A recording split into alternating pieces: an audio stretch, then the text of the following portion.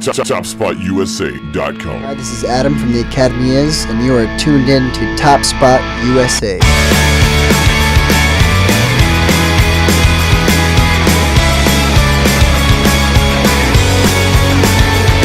What's going on? It's Famous with Top Spot USA here with Adam Siska from the Academy Is.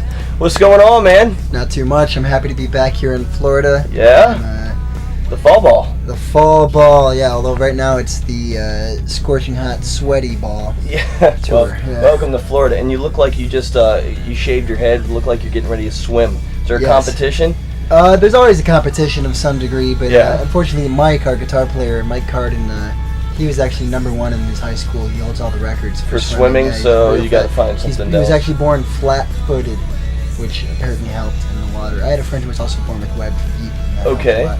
But yeah, I'm a good swimmer. I bet I could tread water for much longer than him, but in terms of speed and all that. We definitely got to do this at some point. We got to set you guys in 2 lanes and do a giant competition. That'd be pretty cool. That'd be great. Yeah, the whole band. So on the AP EP, Yeah. you guys have out, and it's like a few songs. Explain it to me.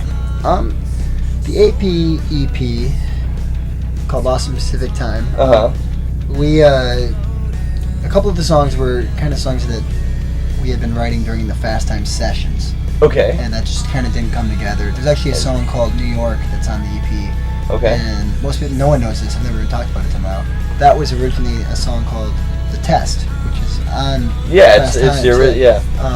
That was actually originally The Test, and then we kind of reworked The Test, put it in a different key, figured some shit out. And then we had that version of The Test, which we just thought showcased the song better. But we really, really liked what we had there musically from New York, so we came back into that one. And then there was a song we did with a producer named John Feldman called I'm Yours Tonight, which we really like a lot. There's a song we collaborated with our friend Andrew McMahon on called Sputter, and we'd always wanted to work with him. He's one of our best friends and taught us a lot about touring and dignity and all sorts of things. And all sorts of manly things. Yeah, Andrew is one hell of a guy, and so that was really fun. There's a song called Days Like Masquerades that Wayne just kind of wrote on acoustic. Yeah. We recorded that one using this right here, actually. Yeah, you guys record that on the bus, right? We recorded it, in the back lounge right here. It was at a different bus, but same concept. We hooked this up and run it all through there and through some computers and make the magic happen. A lot of people, they don't realize what goes in to writing songs. Like you were talking about how you're writing, for the other album, and then just you accumulate all these songs and you don't know what's gonna hit. So then that's cool that you got to throw it on this album. Totally, yeah. I mean, that's the beautiful thing about a song is it never dies.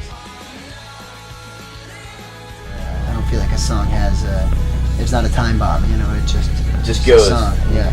Any kind of feeling, emotion sticks with you. Yeah, you and roll with it. And then I'm gonna segue it because any kind of feeling, emotion kind of went into this poster that you have right next to you. You got to pull that out. That was pretty cool. The Academy A is. cat. Now, who did that? Was that like a fan that did that? No, our drummer, the Butcher, who's there middle. Yeah, right there. Leading cat.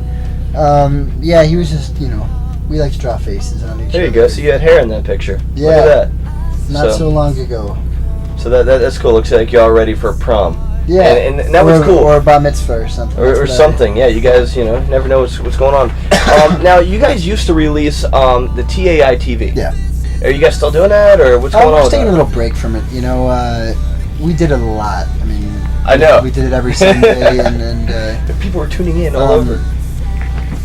To be totally frank, I mean, we were starting to feel a little bit surrounded by it, and I mean, in my eyes, it started to feel like TITV was almost bigger than the band. Yeah, it started to take on a whole new which is thing. cool because we did it out of fun, and it was like fun a for promotional people, event. It was cool. It totally served its purpose there.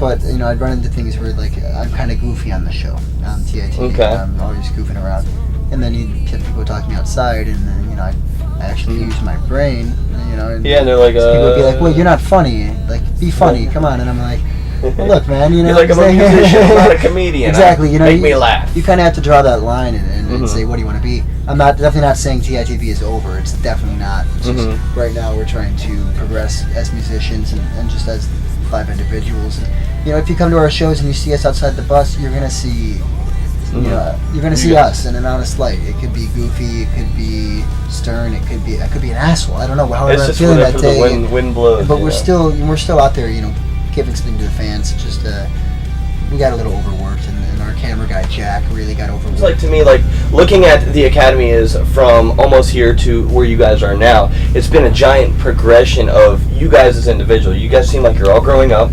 Yeah. You know, I mean, and, you know, we talked about this, you know, haircuts and aesthetic stuff like that, you know, where people can see, they can see. But just knowing your guys' music, listen, it seems like you guys are just growing up and you kind of been here, been there, and now you guys are starting to kind of recollect and start going after it. I mean, we're all growing up, you know.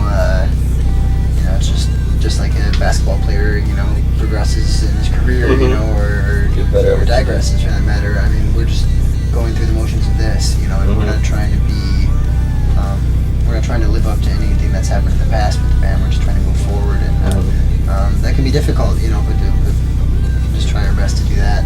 So what is the future? What's going on with the Academy? Are you guys gonna write something? Are you guys still writing? I'm assuming. Yeah. I don't know. I mean, after this tour, in my opinion, I think it'd be nice to take some time off, and like I think we could really benefit from having a personal life for a while. And I think that when we come back to make a record, we can bring the elements of what we've learned, just as 5 individuals, back into the songs, which we haven't been able to do since the first record. I mean, honestly, it's been like what, 5 years, 4 years of just. We've been a band for 7 years, and I mean, ever since the day it started, it's been a full-time job. You know, it's been something we've always worked for, and yeah. So I mean, in my eyes, you know, I think a healthy amount of time off would be not only the right thing for us, but just for the music. Yeah. For the music, especially. You know, I think that if we could come back and you know, really have something to say. Just so you're not writing to write. A lot of bands are doing that's not a good thing to do. Writing just to write, to regurgitate some other lyrics that they heard somewhere else, as opposed to feeling like we originally talked about. Yeah, I mean, I'd like for this band to take it easy for a second and then get into a room somewhere down the line and, where have you guys been? Let me show you. You know, play some nasty riff, and then it all works out. You know? Get that new feeling. In all honesty, it's not like a hiatus or anything like that. We'd like to take some time off and really come back and make another record when we're 100% just fueled and ready to go. And, you know, I think the worst thing you can do is to get off this tour and just say like, well, we have to go right because the timeline says this, or the label says, you know, throwing that out the window, you know, and just doing you. Yeah, just being a band, and I think that's a liberating feeling. Well, at least in that time off, you know, you can collect and you can go practice for the big swim meet. Yeah, exactly. You get under there, stop smoking, and go swim and start concentrating my lungs and all those things. Yeah. Yeah, cool. And that's Adam. And I appreciate you talking with us, man. Good talk. And you caught it on Top Spot USA. topspotusa.com.